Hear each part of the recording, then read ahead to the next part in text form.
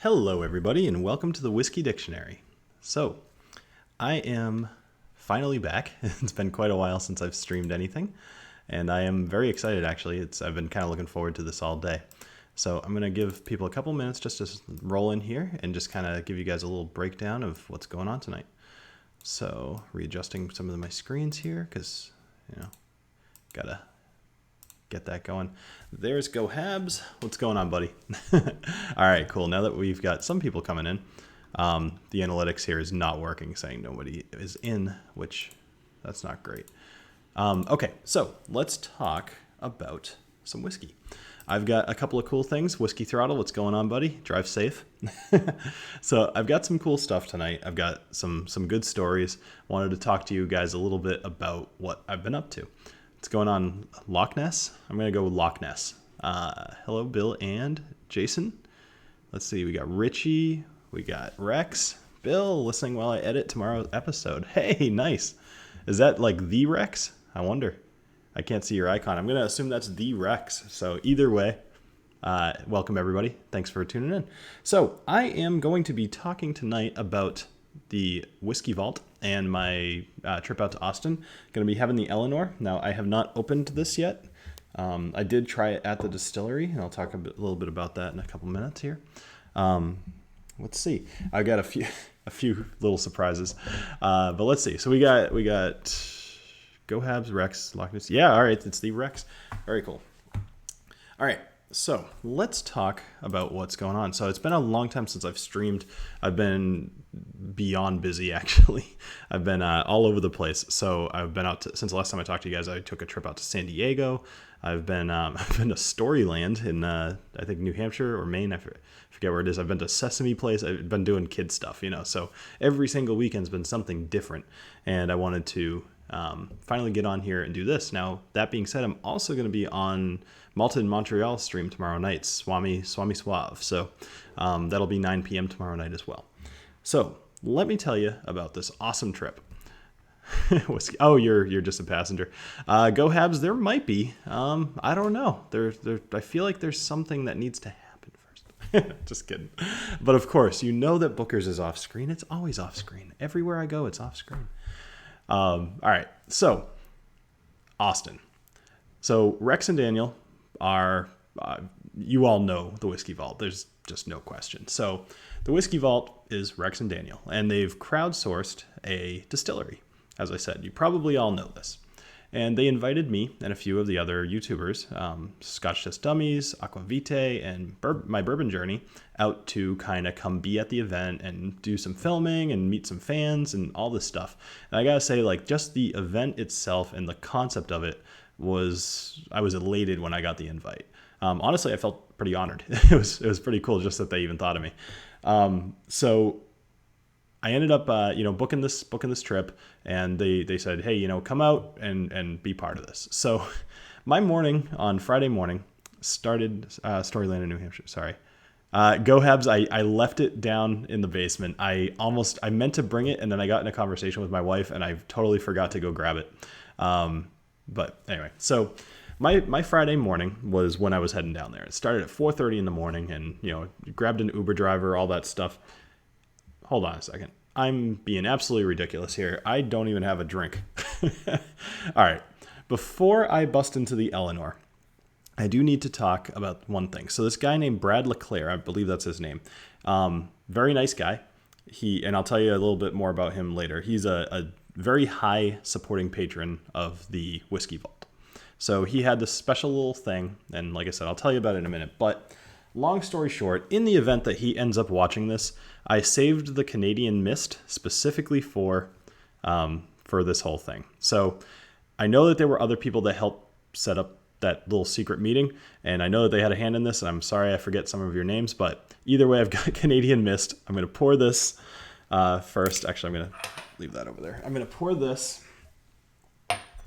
and really, I'm going to have to get through this before I open up the Eleanor. So suppose you got to come from somewhere to get to somewhere good. All right. Anyway. So I'm gonna, yeah, I wish it was with a better dram, but this one goes out to the Whiskey Vault for having me out there. So cheers, guys.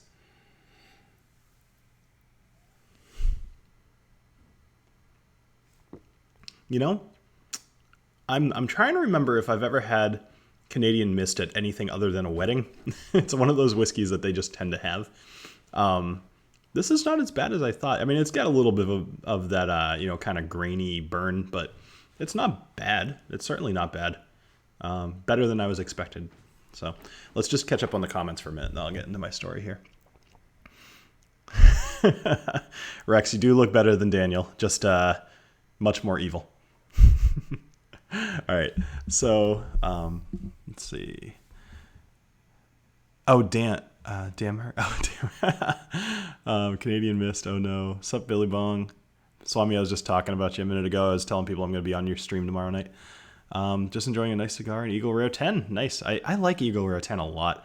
Have any of you guys ever tried the Eagle Rare 17? I've never given that a shot before. I actually have never even seen it for purchase in my area. So, all right, so let's keep going. So my day started on Friday at 4:30 in the morning, and got my Uber driver, snuck out of the house, and the guy was quite a character. So long story short, I'm sure a lot of you guys have taken Ubers at one point or another, and those tend to be some interesting people. Now, I don't know, I suspect not, but I don't know if a lot of them are just making shit up.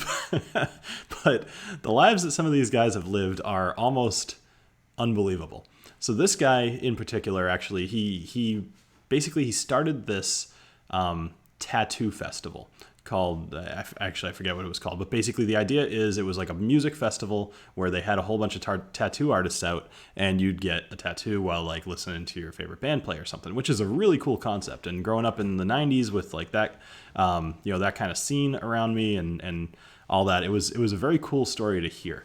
And, basically the guy's like, yeah, I did that for a couple of years and failed, and did this for a couple of years, failed, did this for a couple of years, failed. I'm writing a book now. I'm doing all this stuff. And just Uber drivers are interesting people. A lot of weird stories. So anyway, guy drives me to Boston, take off from the airport. But when I got there, I don't know what the hell was going on with JetBlue. For whatever reason, I couldn't pick my seat, right? So I'm 6'2". I am not a small guy. And middle seats don't go well with me. So I went up to the counter, asked. And the guy's like, yeah, let me see what I can do. Come up here like 5 minutes before the flight takes off. So I'm like, okay, this might just suck for 4 hours, but oh well. So hold on one sec. I need to sample this sweet ambrosia. So, guy basically calls me back up, and he's like, hey, I got you a seat with extra legroom. It's a window seat, and there's nobody next to you. You got the window and the aisle. So won the lottery on the way down there. Great way to start the morning. I think the plane took off at like 6:10, so it was really, really early. It was a great way to start the morning. So fly out there and, land at the airport, and this guy, you guys all know Scott from the Scotch Just Dummies, Scott and Bart, obviously, but I had been talking to Scott, and he had offered to come pick me up at the hotel. The dude is awesome. Just the fact that he would even offer that. So he drives over to the airport, picks me up, and I'm like, I'm the tall guy with no hair with a red bag, right? So easily spottable. And when they pull up, I see Scott driving. I wave him down. They park. All three, I say three because Roy was also in the car, Aquavite. All three of them jump out of the car, all with their cameras going. And it was almost like paparazzi. They just kind of launched out of the car and like right in your face with cameras, like, hey, Bill, how you doing? And it was a good start because it definitely got me ready for the weekend, because it didn't get much less kind of crazy than that. So we take off, or we leave the airport, kind of go to the actually, no, we first went to lunch, actually. Sorry, I took some notes here because I knew I would forget some pieces. So anyway, we go out to lunch, and we were going to go to this place called Franklin's, which is a barbecue place in Austin. And knowing nothing about it other than that it's kind of like a really well-known barbecue place, we decided to just show up. Now, this was a mistake. And actually, I believe when we told, it was either Daniel or Rex, I don't remember. We told one of them about this, and the person's like, oh yeah, no, you weren't getting in there. Not a chance. And that's true, because when we showed up, there was a line. It was probably about 40 people deep. And I'm like, you know what? It's like 12:45. Maybe they just opened. Maybe they're busy, whatever. So I get out of the car and go check, and I talk to the guy at the front of the line. Like I said, it was 1:15, and he's like, yeah, I've been here since like 10 o'clock. They're letting people in, but super slowly, so there's no way you're getting in. So anyway, we ended up going next door to this Mexican restaurant, which was missing the M, the E, and the I from the word Mexican. So you know it's good, because they're putting all their money into the food, not into the sign. Anyway. So we had some really good food. All just kind of got to know each other a little bit, so the four of us. And we were just hanging out. So after that, we decided, hey, you know what? Let's go to Spags, which is a liquor store in the area, and think Total Wine. And we basically, show up at Spags, and we're all just nerding out, all of us with our camera phones or our regular cameras, just recording stuff that's genuinely not that interesting. But, if you get the right camera angles and just the fact that it was all four of us, it was kind of really fun, actually, to shop around for liquor with those guys. So Bart ends up getting a couple bottles of Kilhoman, and let's see, that's when you slip him Ben Franklin. Yeah. Anyway, so we sorry, that totally derailed me. I need to not look at the comments. Anyway, so we bought a few things, looked at a few things, saw some bottles that I've never seen before, and actually it was very cool to see the local Texan, local craft distillery bottles out there. A lot of stuff, like I said, never heard of, and some of them looked pretty good. But, I didn't end up buying anything because I was just kind of saving it. I was figuring that if I'm going to buy anything, I want to kind of be well informed. And Scott, while we're in the liquor store, was already talking about going to another liquor store. So I knew with these guys it was going to not be a problem. So we leave Spags, we go back to the hotel and just kind of drop all our stuff off. And because fun fact about Austin, Texas, we heard this from more than a couple of people. Whiskey bottles left in your car will potentially explode because it's so freaking hot that the corks, they'll just kind of pop out of, and then all of a sudden your car smells delicious, but you probably don't want to drive in it. You'll get pulled over. So we ended up going to the actual, I guess you'd call it the distillery. Yeah. So we ended up going to the distillery. Now the name of the building, I wrote it down here because I keep forgetting it. It's like Fang and Feathers. I always want to say Feathers and Fang. So Fang and Feathers is the name of the building that Rex and Daniel have their actual production area in. But they also have the bar. So for those of you that have seen some of the Whiskey Biscuit episodes, you'll see Rex running in to harass some of his workers, which is always hilarious, Rex, if you're still listening. More of that.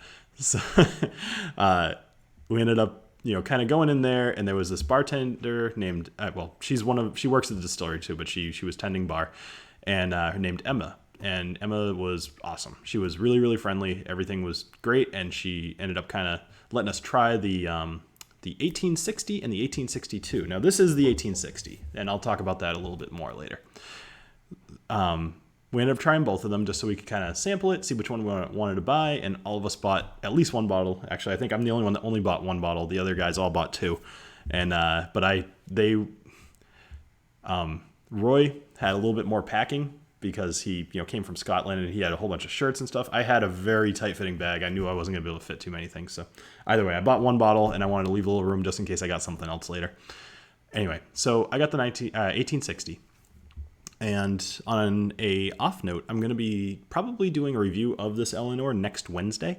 And I will kind of talk all about like why it's called Eleanor and all the years and all that stuff and what that means. So for now, let's just take it as another bottle of brown, and we'll drink together. So speaking of which, while I'm telling my story, what are you guys drinking out there? I'll check it out in just a sec. I always like to know what you guys are drinking along with me. Hopefully it's something better than Canadian Mist.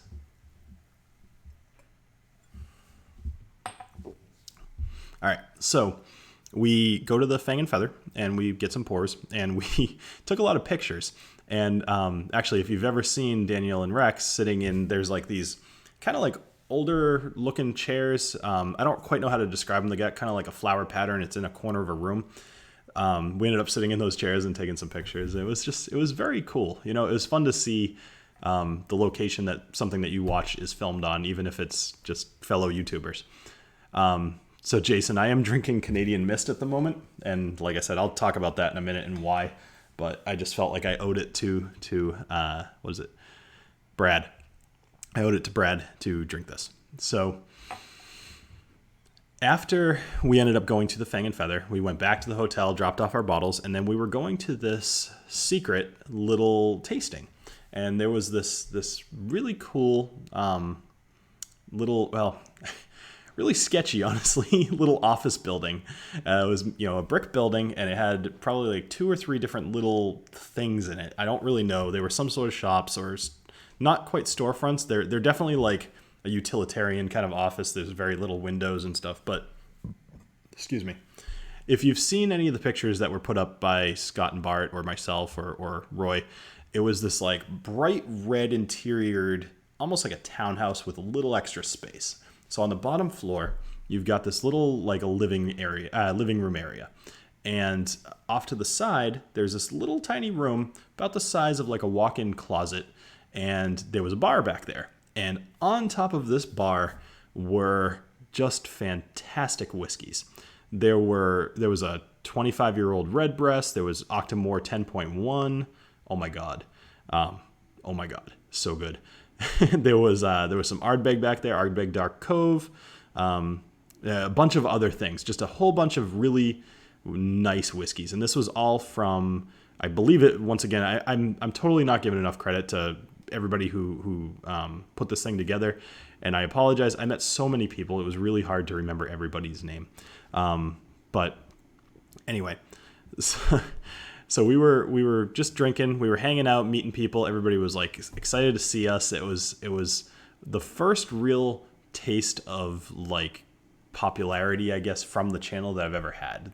Prior to this whole weekend, I've been recognized twice, and they were both at Julio's Liquors in Westboro, Massachusetts. It was, basically people that were in literally a whiskey class or there for a whiskey tasting. So this was wild. Like in about 2 minutes, I was met probably 5 or 6 people who were like Whiskey Dick, like I love your show, and I'm just like, this is so freaking cool.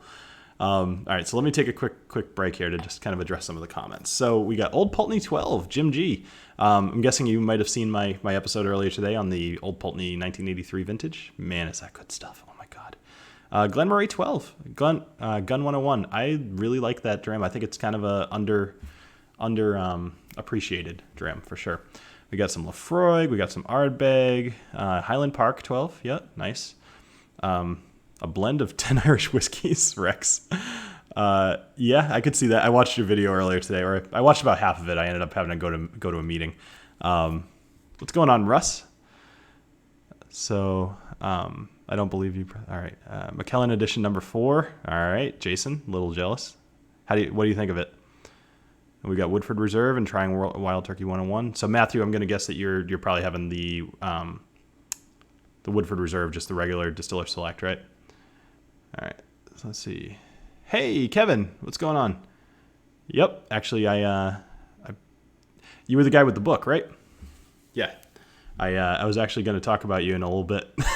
So anyway, ECBP, gotta love it. I went to a slight tangent. I went to a bar last night and I asked them, what are the most expensive whiskeys that you have up on your wall there? It was actually kind of a whiskey bar, but I'll talk about that another time. But long story short, they had ECBP as one of the more expensive ones that they had, and I was just like, it's kind of disappointing. I was kind of hoping for some reason to spend like $50 on a dram.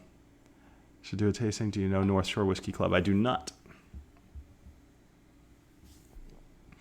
So Shiflung Dung, I am not drinking the Eleanor yet. This is the 1860. Let's see. All right. Anyway, so I can't state enough how cool this little private whiskey tasting was, because it was all people who are, very active, fairly certain, very active members in the whiskey tribe. And they were all kind of got this private invite, and then we were there, and they all knew us, and just getting to know these people, like they were all so friendly. And I gotta say, that was pretty much the theme of the entire weekend. Just there were really no no one, not even any annoying people, honestly. It was like, and I know it's kind of bad to say, but you guys know how it is. You go to like, any of you ever been to like a Comic-Con or been to another whiskey tasting and anything, like anywhere that you're meeting a ton of people, even for work or something, if you work in software, going to a software convention, anywhere that you go where people are nerding out hard about something, there's going to be kind of like those annoying people. But I didn't run into a single one. Everybody was just awesome. And they all knew their stuff, like more, a lot of them more than I do. And I mean, at this point, I've been doing this channel for a few years. I know some stuff, but these people could basically mansplain to me under a table. Anyway, so we ended up hanging out there for a couple of hours. There were like snacks and drinks and everything was awesome. I know Bart ended up getting some of the Ardbeg. He had a really good time. And so we ended up leaving, and we went back then we went out to dinner. So we went back to the hotel, and we just kind of hung out for a little bit, just got prepped. We all took showers because it's freaking 100 degrees in Texas and disgusting. And we got changed, went out to dinner. And when we got to dinner, Daniel, I believe Rex was already there too. Daniel was on his phone doing, I'm sure, setting up something for the party. And we kind of walked in, and there was, people from Iron Root Distillery and Rex. If you're still in the chat, remind me who was the other group of people that was there. The guy, he used to be either a distiller or somehow owned some whiskey company. I forget exactly what it was. Either way, like some pretty cool people. And then obviously Rex and Daniel was there, and then my bourbon journey was there, and I believe that was the first time I saw them since I had gotten there. So I introduced myself. I gotta tell you, Chad has a freaking awesome camera, and I'm extremely jealous. He actually just got a brand new one too, and so Scott, Bart, Roy, we were all hanging out, we were all talking to everybody, and everybody once again just knew their stuff. And it wasn't even just all whiskey talk. Like, people talked about everything, and it was once again just super friendly. Like, everybody just kind of got along and just talked about whatever, and it was like meeting old friends. And some of these people I had never even heard of. So let me think. I'm just trying to see. Have expecting Bill to wear the power glove to fight the mooch powers. All right, you guys are killing me. I really should have grabbed it. I should text my wife and be like, "Hey, go grab my power glove." All right, I won't do that. We'll see. We'll see how the night goes. Anyway, so we're at dinner. We're all just kind of eating stuff and doing whatever and hanging out. We were there for a few hours, but it was so hot. I don't know if any of you have been to Texas. I'm sure a couple of you watching this at some point live in Texas, but it was so hot that they had fans out on this porch, and each one of the fans just had a constant stream of mist in front of it, so it was just misting the whole area and keeping the temperature down. Like, I've never even... I don't think it was... So Balcones was... No, they were at the tasting, but I don't think that they were at the dinner. But I could be wrong. I don't think so, though. No, Swami, it was not group showers. That was we hadn't drank enough yet, but wait till the end of the story. Okay, all right. I'm going to take a quick little pause here. I think you all know why. I would guess it'll be about 30 seconds. So give me 30 seconds.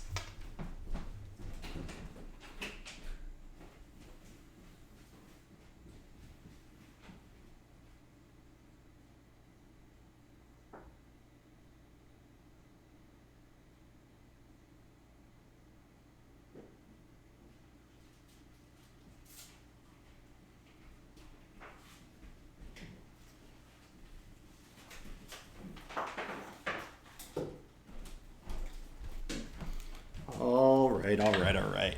So, Rex is not the only one with apparel. We got the glove. All right. So, I know you're happy, your Habs. I'm always worried drinking with this glove because it's very slippery. No, I wasn't doing a quig. I was getting the glove.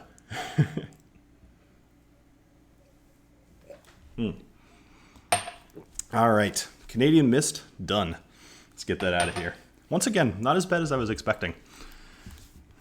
Rate his bar. Russ, you would get away with some really good stuff. I've actually got some really, really good stuff coming up pretty soon. A lot of small distilleries have been sending me stuff lately, and I gotta tell you, like, I'm really starting to think that whiskey hasn't changed enough in the past, like 20 years or so, and just all of a sudden this not resurgence, renaissance of the craft brewers and now the craft distillers who just were behind the times for a few years because whiskey. And now there's just so much cool stuff coming out there. So you guys will see some cool stuff pretty soon. First time tuning in, Bill, is it me or his laid back chill demeanor and after our silent house not uber relaxing? Hey, thanks, Greg. I do not have an ASMR voice, but I will try to, I don't even know how to deal with that. So I'm glad you're enjoying yourself. I do have the power. Yes. Sega does what Nintendo don't, although this is a Nintendo thing, but still, I always love that slogan. Genesis does what Nintendo don't. All right, so we did dinner. We did all that stuff. That was awesome. And, Rex and Daniel were extremely generous. They paid for everything, and it was awesome. Like one of the better meals I've had recently, for sure. And we went back to the hotel. And when we got there, we heard a lot of noise. We happened to have heard earlier in the night that some people were going to be meeting in the lounge. And some people were probably going to have some bottles of whiskey to share. So we just assumed people were kind of being a little loud and rambunctious. And we all went up to our respective rooms for a couple minutes and, just kind of got ready to a little bit more presentable. And then we went down to the lounge. There were like 30 people down there. And I believe when I got down there, Scott and Roy were already down there. I think Bart was chilling. I walked in, and people just immediately walked up to me, and once again, just like, Whiskey Dick! And I'm just like, it's me! Whatever. I know this sounds a little narcissistic, but unless you guys can relate to just how incredible it is to get recognized somewhere, if you can, you understand. So know that I'm not typically narcissistic, but this is just, it's out of control, the way that this weekend was. So anyway, I hung down at the lounge for quite a while, tried a few really good whiskeys. There was Longmore, I believe that was what it was called, Longmore 16, and holy crap, is that a good whiskey. It's apparently one that you can't really get anymore. This guy named Ben, and Ben, if you're watching this, I remembered you specifically because of the story I told you, and your beard. So anyway, Ben was very generous. He shared a bunch of stuff. There was some more Ardbegs floating around. There was just all kinds of stuff. This guy named Matt, who was behind the bar, he was serving everybody, and he brought a lot, if not, like, I'd say most of the stuff that was there brought himself. So once again, a very generous person, just sharing with a community of people that love what he loves. All right, so now that we are on day number 2, I'm going to open the Eleanor, because day number 2 is all about the Whiskey Vault. So for those of you, most of you, I would guess, have seen the Whiskey Vault, but you might not be as familiar with like all of their little traditions and all that stuff. So they've got this whole thing about bears and eagles being their spirit animals. So Daniel's spirit animal is a bear, and Rex's is an eagle. Now happens to be a bald eagle, but that's their sigil. Sigil? I don't know. Logo. I don't know that you can see this, but I will try. So that's, I believe they call that the Beergle, but I could be wrong. Or Beargle. Anyway, so the whiskey's called Eleanor, and once again, I'll talk about that later. But let me open this up, because I have not opened it yet, and not easy with the power glove. Here, you ready? Ready? Ah, boo! It got stuck because of this. That was an unsatisfying pop. Not their fault. My fault. But oh well. Get out of here. Or get out of here. There you go. I love Habs, you're awesome. Thank you so much for making everything more difficult. I appreciate that. Longmorn, yes. All right, so let me pour this out, and I'm going to let it sit for a little bit. I'll pour a nice dram there. I'm so worried I'm going to drop this thing. All right. So, the Eleanor. I can tell you that when I tried these, the two different ones I had, the 60 and the 62, there was dramatic difference in taste between them. Now, Daniel and Rex make no secret whatsoever, and nor should they, that their stuff is MGP sourced. However, they're obviously working on their own recipe, and it just takes time to to age, which is great. So I'm actually really excited. And the whole concept with the years, I said there was like the 56, 58, 60, 62. I believe there's going to be at least 10 of them over time, at least hopefully, assuming that everything is successful, which I'm sure that they will be. They're going to have different years. So the fiddly bits always get in the way. All right, let me catch up on the chat for a minute here. Shout out to Ryan and Woodcraft Distillery in Gloucester. Gloucester. Did you bring the glove to Texas? I did not bring the glove to Texas. You know, the problem is I don't think enough people know that the glove is a thing. I don't wear it every time because once again, it's tough to do anything with this thing on, including play video games. But drinking agua, a cocaine plant dry. I don't know what the hell you're talking about, Russ, but sure, email me a picture, no problem. thewhiskeydick@gmail.com. The fiddly bits always get in the way. Someone bent me to the questions. I don't know, whatever. All right, so Eleanor, name of the Ford GT 500 in Gone in... Yeah, you're right, the unicorn. So, I totally forgot about that. Oh man, what a good movie. Good in the way that like a Schwarzenegger movie is good, which they're fucking good. So, all right, so here is, let's see. I've already given the guys a cheers. So I'm going to give this to anybody new who's checking out my stream for the first time. This one's to you. Cheers.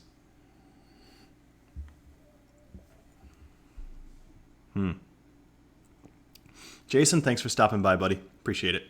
Oh, man, that's good. I love this.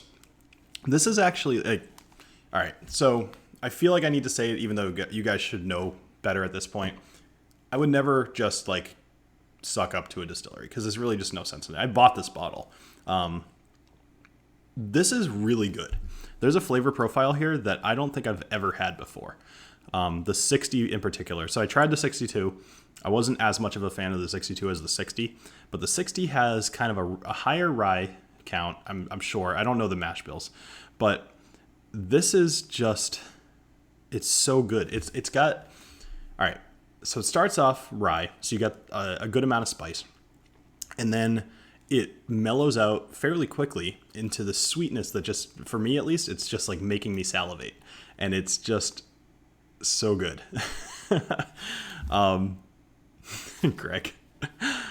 All right, so anyway, I'll go into more detail next Wednesday, most likely. Did you try the fermented chicken liqueur that George traded for while...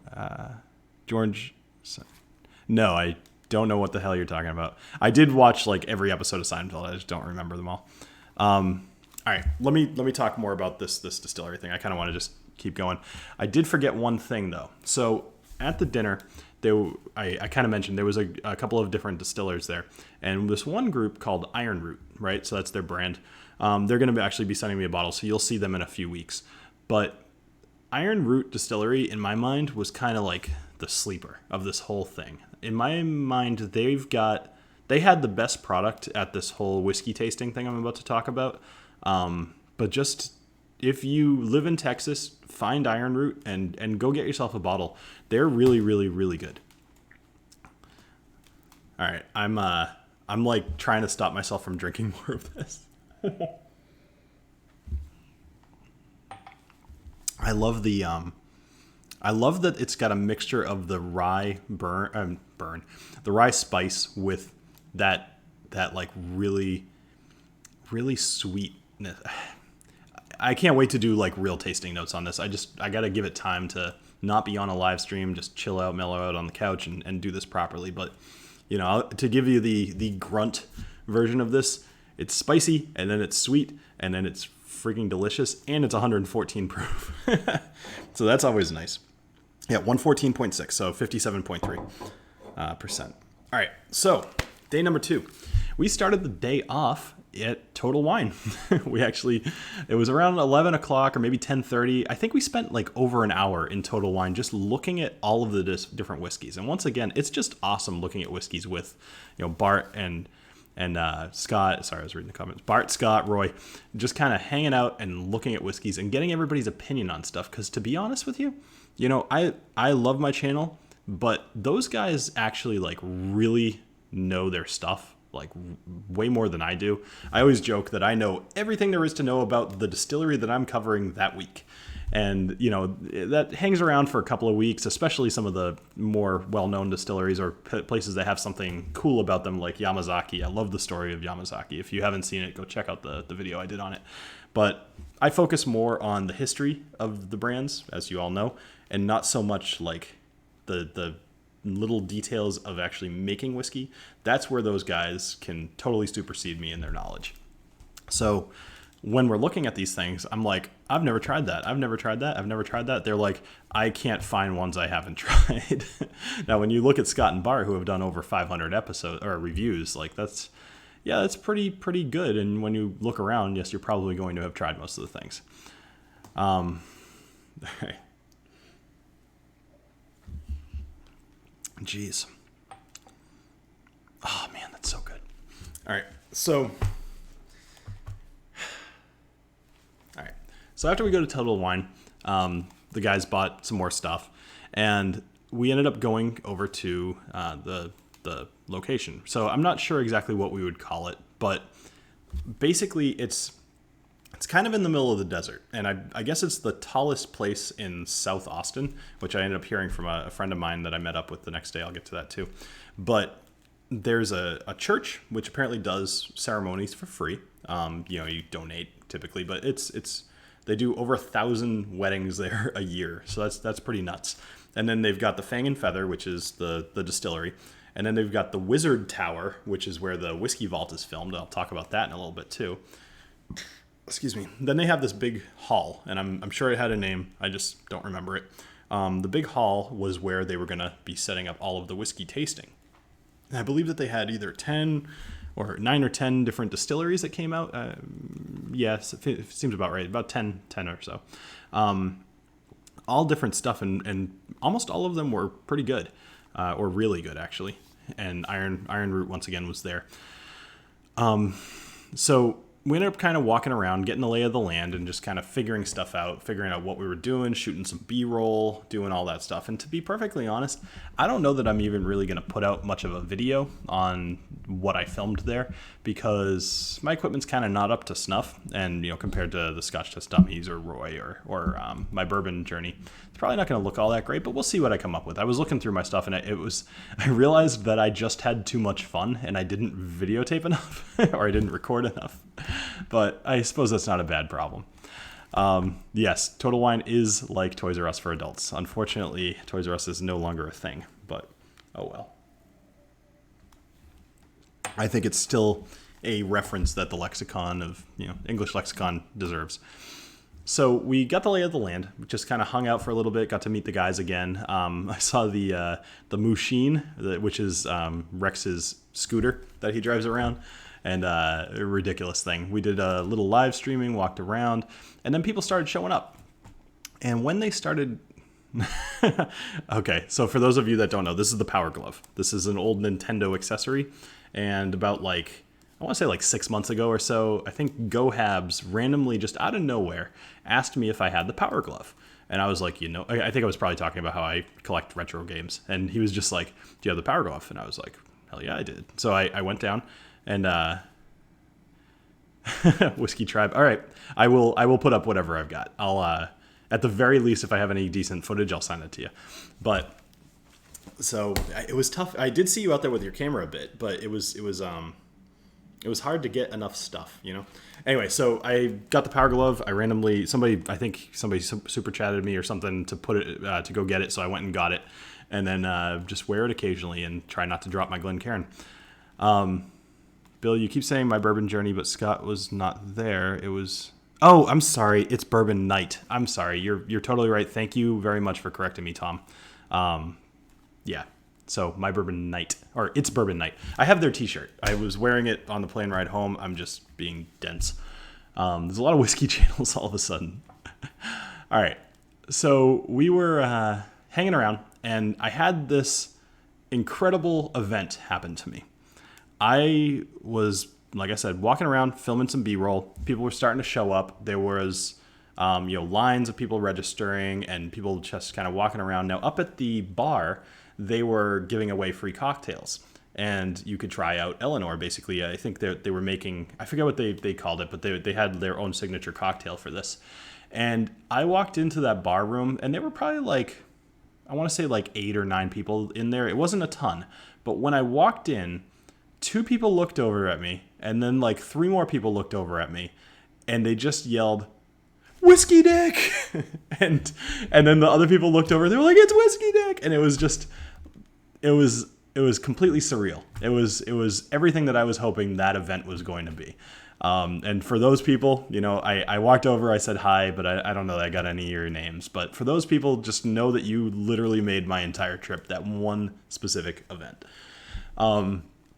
Anyway, so I took some video, but anyway, we ended up walking around and tasting some stuff. I went around to all of the distillers and tried a couple of their things, but reasonably had to stay pretty sober because I was running around like a crazy person. And the beginning ceremony started, and Rex and Daniel kind of did their thing in front of everybody, and it was really entertaining. Everybody was super nice once again, just very respectful and just kind of hanging out and watching them and yelling some stuff out from the peanut gallery, which was pretty funny.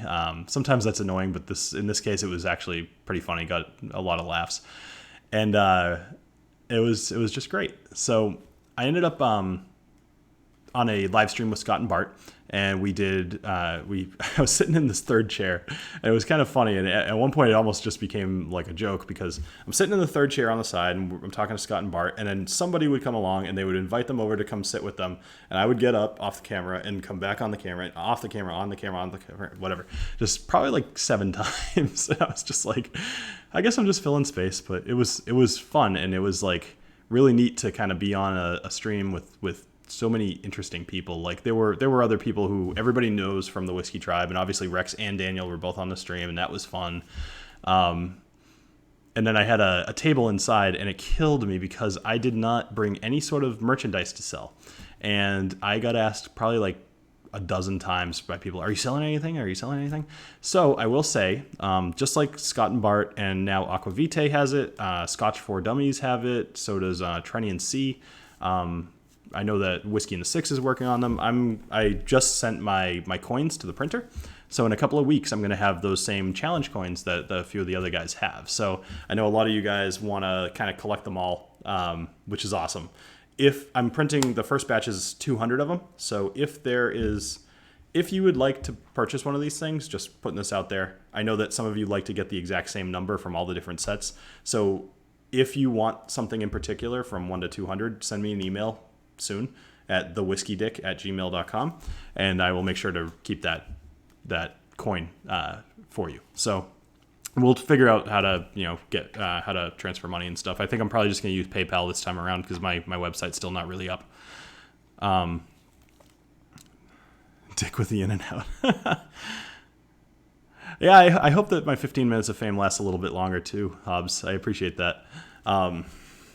The coin better have a picture of the glove. God damn it. I didn't even think of that.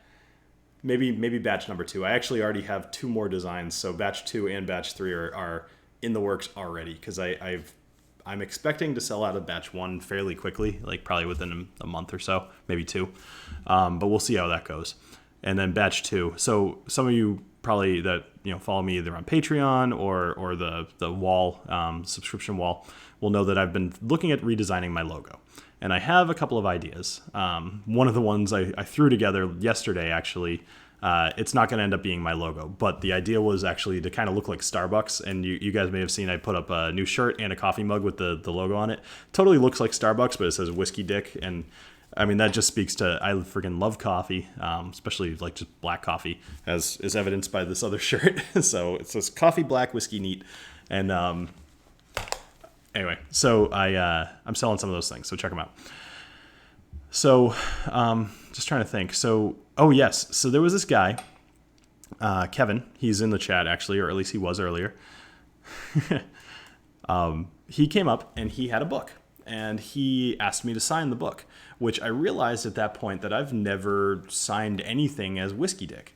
And, all I could think of was my normal signature, obviously, so like my name, but I didn't want to do that because that's not what he wanted. He didn't want my name, he wanted Whiskey Dick. So I thought to myself, I'm like, damn it, I can't come up with something phallic or even like really that funny. So Kevin, you probably have the only version of that signature that I'll ever do. I'm sure I'm going to come up with something a little bit better. But either way, that was pretty cool as well. Let's see. I ended up playing a couple of party games towards the end of the day. Somebody brought this game called Bounce Off, which is a ping pong game where you try to make shapes or whatever. It was fun, but just getting to hang out with people was awesome. So the fun part of the whole day was fun, but the really special part of the night came when Daniel and Rex invited us out to the Whiskey Vault. So around 7:30 or so, we made our way over to the Wizard Academy, which is this big, huge tower. It's actually the picture in the thumbnail for this live stream. And it's a 5-floor tower. And I have to tell you about these 5 floors. So first off, when we walk up to the door, they kept it locked and we had to like knock, and it was like kind of secret. It was very cloak and dagger. It was very cool. Somebody comes to the door, lets us in, and it's just like, we had these little white wristbands, and so he's like, all right, good, white wristband, you can come in. So on the bottom floor of this tower is a collection of art from everything to do with Don Quixote. I don't know that I'm pronouncing his last name properly, but Quixote. I'm a white guy. I can't pronounce things like that properly. So from Massachusetts, yeah, certainly. But there was art, there was paintings and sculptures and like drawings and all kinds of stuff. And then there was also this gigantic wall of wine. And I was told that all the wine there is part of the class that you can take at the Wizard Academy. So it's basically the whiskey, class that you can do. And everything is kind of available to you when you take that class. And they're like, there's some really nice stuff in there and you just have it. So I was a little jealous. My wife would certainly have preferred that. That would have been fun. So that was the first floor. So we go up to the second floor, and actually at this time a lot of the lights were off, so we were like walking up this dark turning stair and just no idea what to expect. The next thing we're presented with, and admittedly probably the least interesting of the floors, but still very cool, was this big open dining room area. And they had these giant, like almost what you'd think with King Arthur, with the big round tables, and they were wood. They were clearly like really well made. Like everything in this building, I can't stress this enough. Like everything in this building was almost like attention to detail was required. Like you couldn't have anything store bought in this place. It was like everything was handmade, and that was a very cool thing to see. Even the piano that they had, like I know nothing about pianos, and of course the name is escaping me right now, but like I recognize the brand of the piano, and I'm just like I said, know nothing about it, so that alone says that it's probably a nice piano. Anyway, so we go up to the third floor, and this is where some of the people are hanging out, and they've got, you've probably seen from some of the Whiskey Vault stuff, where they actually have the class. So they got the big long, counters or classroom tables kind of things, and these really nice chairs and coffee. And although Rex and I could not for the life of me get your Keurig to work, I don't know if that's a common thing because I'm not done with technology, but I tried for probably like 5 minutes to the point where I was like, I bet people are like looking at me not able to figure this thing out. So whatever.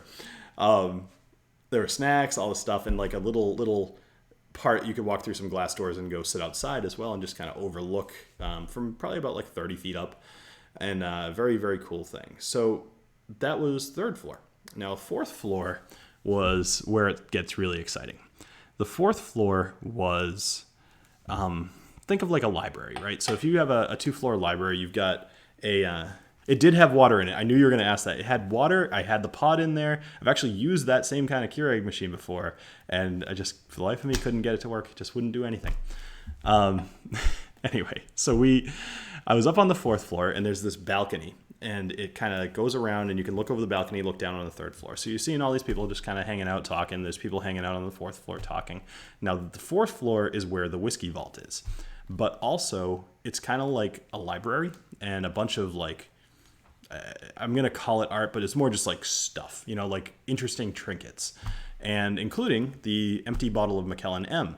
that is sitting in this really cool looking case. I tried to find a video of how this case looks, because if I'm not mistaken, I think it's one of those cases that like you push a button on the top and it opens up and it's like on this little pedestal that slides out. I know I've seen that before. Either way, it doesn't matter. They had an empty bottle of Macallan M, and I was very sad that it was empty. Should have used the power glove. That probably would have helped. Anyway, so the guys, once again, showing their generosity. They were like, you guys can go in the whiskey vault. We've got 1,400 something whiskeys, and you can just have whatever you want. One of these guys has to pour it for you, but you can have anything you want. You can have as much as you want. And holy crap, is that an intimidating room to look in, because you've heard the term analysis paralysis, right? So you're looking at this wall of whiskeys. I mean, like legit, just hundreds and hundreds of whiskeys. Everything from Johnny Walker Red all the way up to, I couldn't even tell you. I couldn't tell you what the most expensive bottle in there is, but I mean, you got everything. You want it, you got it. So I decided to stick with Japanese whiskey, because it's something that I don't have a ton, and to even get to try, like they don't sell little bottles of Yamazaki or anything like that. So to even get to try, you usually have to spend at least $100.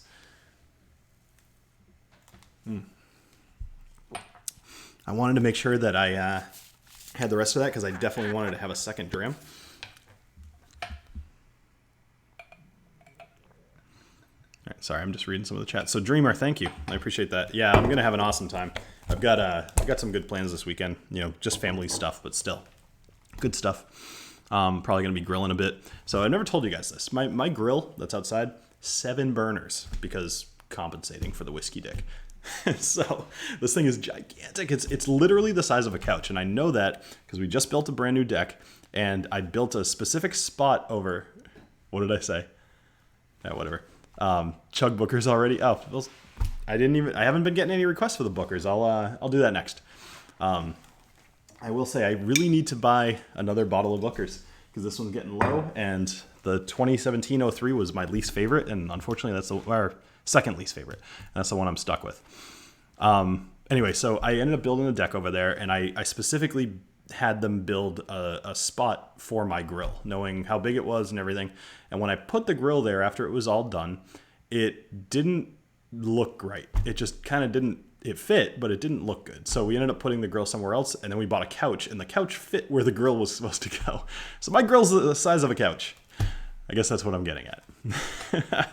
All right, so we're in the whiskey vault, and there were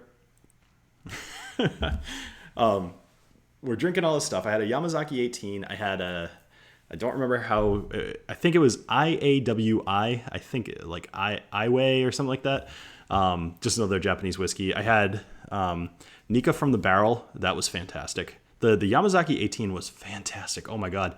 I was having a dram with Sarah actually, because she hadn't really had too much Japanese whiskey, and she asked me what I'd recommend. I started her on the Yamazaki 12, and so she gave me a sip of hers just because I really wanted to kind of taste them side by side.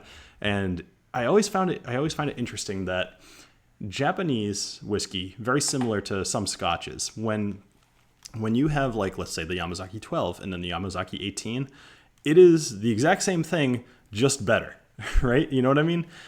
You get that in some scotches as well, but I've found that to be a consistent thing with Japanese whiskey. Is Daniel in here as well? Anyway, so I had the Yamazaki 18. I had the Iway or something like that. I had the Nika from the barrel. I ended up trying 2 more that I don't remember. But then, what was it? Bruichladdich, maybe? I ended up outside, and somebody brought something. It looked almost satanic. You know what I'm going to do? I'm gonna try to find a picture of it. I might have taken a picture of it. I'm not going to search on my phone while I'm streaming. But somebody brought out something, and maybe you guys can actually even help me. So the box for it, it's a scotch, and peated, very heavily peated. It was a black box. I'm pretty sure it had like a pentagram on it. One way or another, the actual box and or the bottle looked kind of evil. So if any of you guys, you always go live after Dick. Who's this? Whiskey Throttle. Okay, never mind. All right. So anyway, it was just everything I tried there was freaking amazing. It was a time of my life. So there's still one more floor to tell you about. So while we're drinking, we make our way up to the 5th floor, which is the very top of the tower. Now, I was almost upset because it was a full moon, because it was dark. We were in the middle of nowhere in the desert at the tallest point in southern Austin. And the moon was so bright that we could barely see any stars. But the guys up there had an awesome telescope. And so I found it's hard to focus. I'm reading chats, I'm drinking whiskey, and I'm telling a story. It's tough. So I'm up on the top and I'm looking through this telescope, and I'm just, I'm nerding out over whiskey. I might as well nerd out over space stuff as well, because that's another hobby of mine. And so I'm just like, I'm going to go find some planets and tell people about it and have them come over and look at it. So I found Venus, and people came over and looked at it. I found Mars, came over and looked at it, and just kind of fiddled with that for a little bit. And it was way better than the telescope I have. So that was pretty cool. Anyway, so we hung out there for a little bit longer, and then we kind of headed out once everything seemed to kind of be dying down. I know the guys were exhausted, so we all kind of headed out. We headed back to the hotel, and once again just went to the rooms, and kind of Bart and Roy and Scott ended up doing a video all together. So I told them I'd hang out for like 20 minutes or so. They figured they wouldn't be super long. I'm like, I'll hang out for like 20 minutes and let's go down to the lounge, because people were inviting us there all day long. It seemed like half of the people going to this event were staying at the La Quinta hotel that we were at. So when I didn't hear from those guys for like a half hour, I just headed down there because I was like, I'm not going to miss out on some of this fun. And when I walked down there, once again, I just hear people coming up to me like, Whiskey Dick, and I saw you earlier, this is great, whatever. And then people just started kind of like handing me stuff, like, you have to try this, you have to try this, you have to try this. Next thing I know, I'd had like 4 drams in about maybe less than 20 minutes. But I will say I was very, very happy because... What the fuck, malted? Come on. Anyway, so while I was down there, there was this guy named Matt. And Matt was the guy from the previous night who had the whole bar, had all this stuff. He came up to me basically as soon as I got down there, and he was just like, I have something you have to try. I'm like, sounds like a good thing. I was like, all right, what is it? He's like, 45-year-old Glenlivet. I'm like, I think you're right. I do think I have to try that.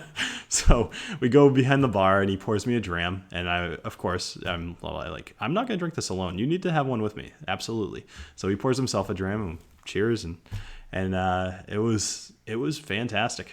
Once again, just everything I drank this week was just incredible. I actually thought about it. Aside from that one little sip of the Yamazaki 12 that I had with Sarah, and aside from that, I didn't have a single dram that I had previously. Every single thing I drank was new. And that doesn't happen. You know what I mean? But everything there, people just brought bottles of whatever they thought was one of their best bottles that they had, and they just wanted to share. And that was just awesome. So I ended up hanging out till about 2:30 in the morning, just drinking and talking to people and hanging out, and it was just an awesome time. So then Sunday rolls around, and this is kind of outside of the whiskey realm, but there's a podcast I listen to called New Game Plus, and it's once again about video games. And just since I was in Austin, I ended up meeting up with two of the 3 guys from the podcast, and we went out for lunch and we went out for coffee, and then one of the guys even drove me over to the airport. And what a cool city. I gotta say, man, Austin has some really nice looking women in that city. Pretty incredible, actually. But anyway, so that is my story. The way home, I also won the lottery. I managed to get an upgraded seat to extra legroom, nobody next to me kind of thing, and ended up getting home at maybe 1 o'clock in the morning and just conked out, and had to go to work on Monday morning. That was brutal. But anyway, so that was basically my tale of my Austin trip, and I'm actually very impressed. That was 1 hour to the T. So I've kind of ignored the chat quite a bit tonight because I wanted to try to be a little bit more focused. That being said, what's going on? Let me have a couple sips of this while I see you guys. Bill, why the glove? Are you practicing to be a Sith Lord? So I already explained about the power glove, but it's just a thing.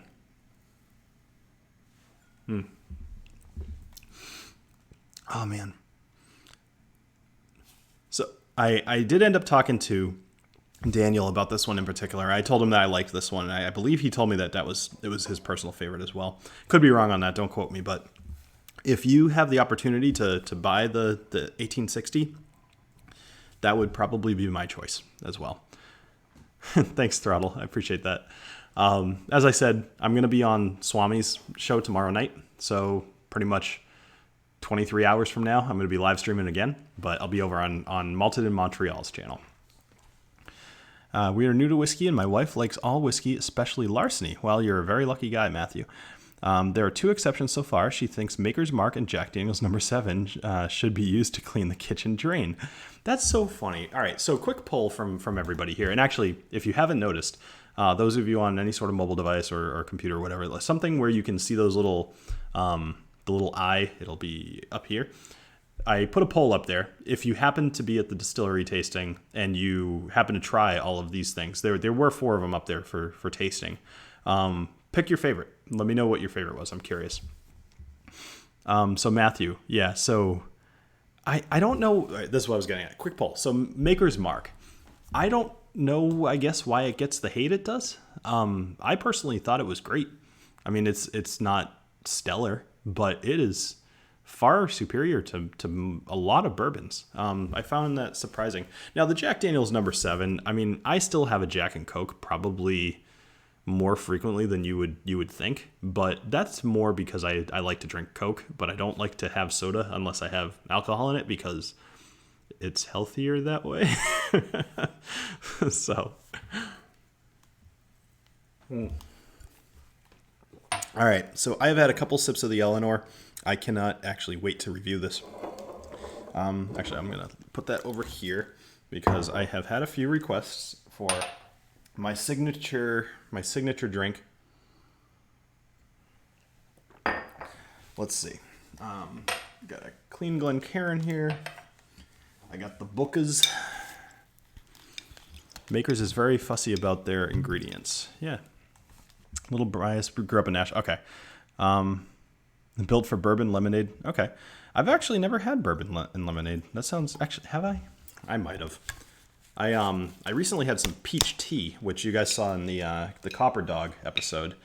And I've found that peach tea actually mixes with a lot of different whiskeys very well. Actually, so one more thing, this is very minor, but when I got off the plane in Boston, this guy comes up to me. I was wearing this shirt, actually. No, I was wearing the It's Bourbon Night shirt. He comes up to me and he's just like, coffee, black, whiskey, neat guy, right? I'm just like, yeah. He's like, I saw you on the way down here. That is awesome branding that you have. And he's like, what is It's Bourbon Night? I'm just like, oh, this isn't my channel. And I told him about what I did. And it was just funny that he even recognized it. So I think this is probably one of my favorite shirts that I have through my store. I actually like wearing this. It tends to get a lot of comments from people because they're like, oh, I also like my coffee black. And everybody loves coffee. A lot of people like whiskey. It's a good duality there. So hate Jack Daniel's, love Maker's Mark. Yeah, I mean, I wouldn't necessarily even compare Jack Daniel's and Maker's Mark. They're according to my video I put up a couple weeks ago, they are both bourbons, but they're very different. Okay, that's an interesting take. There's a hefty pour of Booker's. Oh yeah, no. Well, see, one thing you guys, I've told you a couple times before, but one thing that you guys don't know is like when I end these streams, which I'll be ending here in a couple of minutes here. I like to try to keep these to about an hour, but I'm having a good time, so I'll maybe go for another 5 minutes or so. I like to relax after my live streams because, drinking on camera, it's very, very hard work. And especially in a live stream that includes no editing whatsoever and is totally done when I'm done.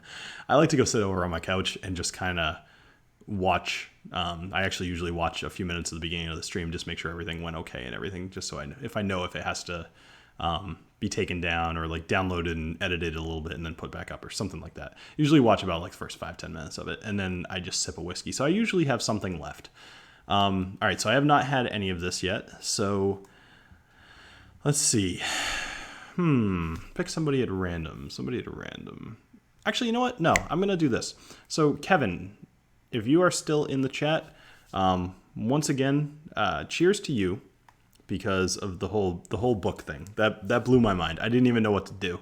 I don't know if you got that when you did that, but when you were like, "Hey, sign my book," I was just like, I don't know what to do with my hands. So, cheers to you, buddy.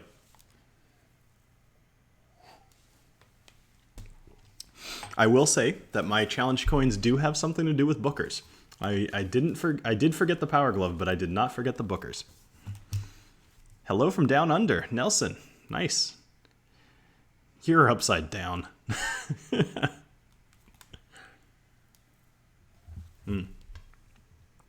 Hey, Jack Daniels love makers. Rye really that good?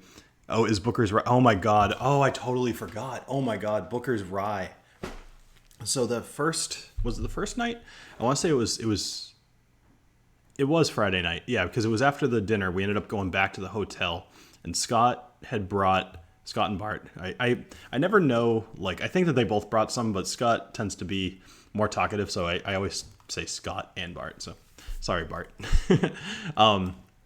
Scott brought a whole bunch of stuff, and he brought the Booker's Rye, and oh my God, that, in my mind, like, we were talking about it on our way out from the Whiskey Vault. We were talking about what our favorite dram that we had so far was.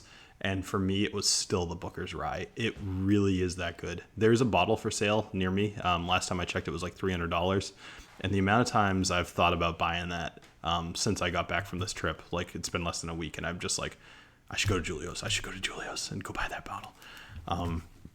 Excuse me. If you've ever had the Booker's Rye, you'll understand. It is the best rye. It just, hands down. I've actually had quite a few ryes at this point, and hands down best rye. So, Swami. He says, I'm drinking some fantastic Fireball aged in candy cane barrels. Dude, Gregor, this stuff would make you a rye guy. It's like, oh man, so good. The freest Booker is always the most dangerous. Yeah, there wasn't a ton left in the bottle, and I didn't want to be that guy. I do think I actually had 2 pours of it now that I think about it. But we all had a little bit of it, and it was mind-blowing how good that was. One thing, nah, never mind. All right, so let's see. Don't let Killa Sports fall. All right, sitting here with a hefty pour of Eleanor. Maker's Mark Cast Strength. I have not had the Maker's Mark Cast Strength. That is one I would like to get my hands on. One thing that you guys might not know about me is that I like to do all of the things. So, and by that I mean, like, think of like collecting. So if you ever look at my channel and you look at the playlist, you'll see that everything is kind of organized by brand. So you've got, you'll have Maker's Mark, and it'll have, like, right now I think it's got 2 videos underneath it, but I need to do more. So there's only one of them I can think of. Actually, technically I need to do the Jack Daniels swing, and then I'm sorry, Johnny Walker swing. Johnny Walker swing, and then I'll probably call the Johnny Walker playlist complete, even though there's all kinds of special editions and stuff.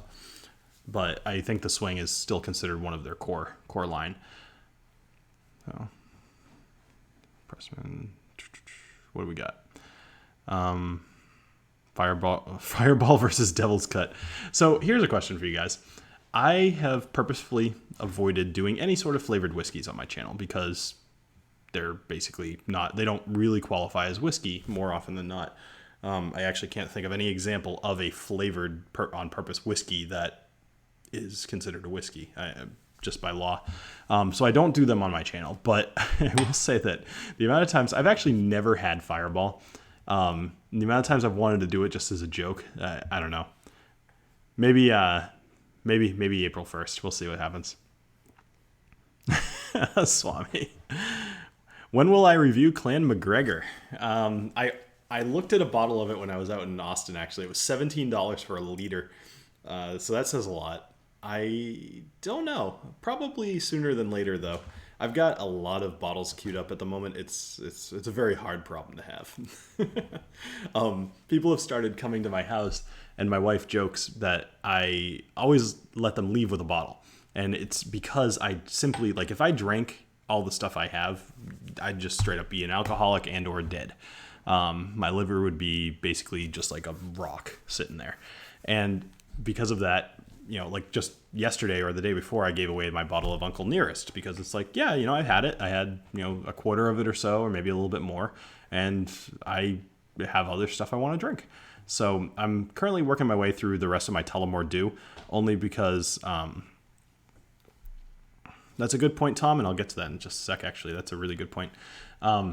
So I gave away the Uncle Nearest. I've been drinking the Tullamore Dew because for whatever reason, you guys may have seen this in the episode, the cap on that thing just totally doesn't work.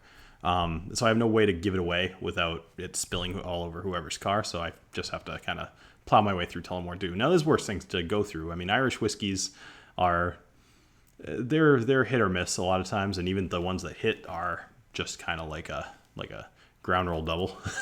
So, oh man, Booker's, love it. All right, so Tom, you have a very good point, and I'd love to know what the rest of the chat thinks. So Tom says, aren't whiskeys finished in a wine cask a flavored whiskey? Absolutely. But I don't need to discuss the laws around it because you guys all know, obviously, if they can call themselves a whiskey, there's probably a good reason, and they're probably not breaking any laws. Clearly, finishing a whiskey in a wine barrel does not exclude it from being a whiskey. And I think that's interesting. Now, one thing I've seen recently is, I'm trying to remember what the name of it is. It's like a orange liqueur. It begins with an A. Somebody in the chat's going to help me out here, but there's a company right now that is for charity. They are finishing barrels in this whatever it's called. Somebody's going to help me out here in just a sec. Tully has a bitter bite for me. Yeah, it totally does. If you send a bottle of wild turkey pumpkin spice, will you review it? You know what, Jessica? Yes. Yeah. Honestly, if you send me that bottle, I'll do it around Thanksgiving time for sure. I'll even wear furry Uggs and yoga pants and call myself a basic bitch. So it's not Amroot. No, it's not an Indian whiskey. I actually have it. Hold on a sec. Just hold on one second. Power glove cord is in the way. Give me 2 seconds.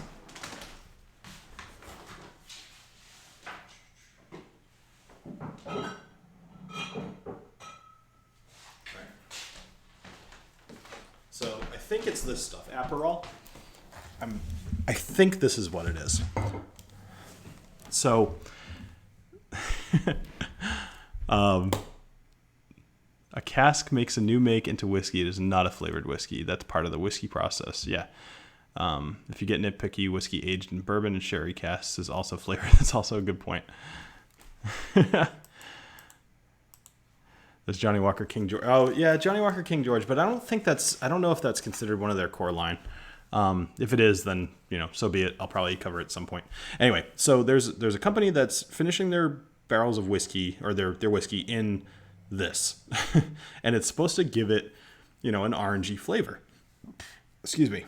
And God help me, I don't know what the hell that's going to taste like. If it weren't for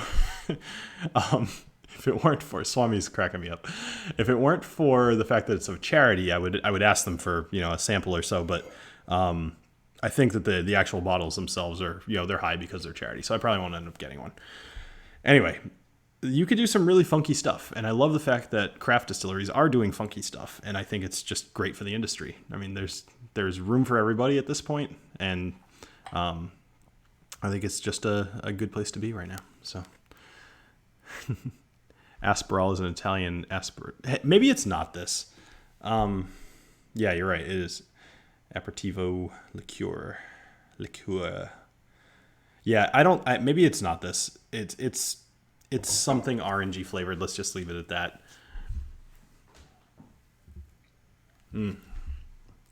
Gotta love that Booker's.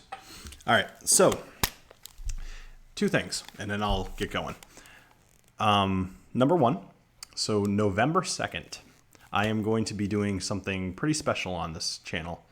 I am doing a charity fundraiser, actually, for type 1 diabetes. And I'm currently reaching out to distilleries and stuff to see if they want to either donate swag or money, preferably.